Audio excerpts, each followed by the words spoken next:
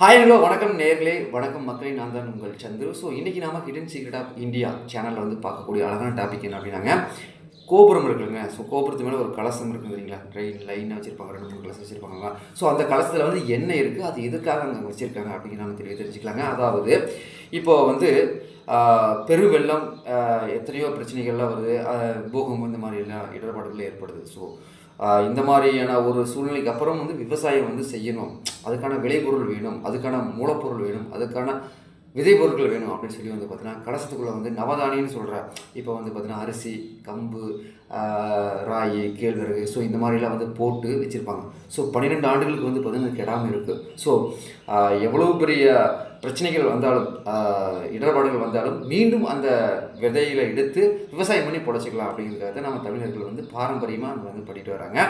So இது வந்து 12 ஆண்டுகளுக்கு ஒரு முறை கும்பாபிஷேகங்கள் பேரில் வந்து பார்த்தீங்கன்னா சேஞ்ச் பண்ணுவாங்க.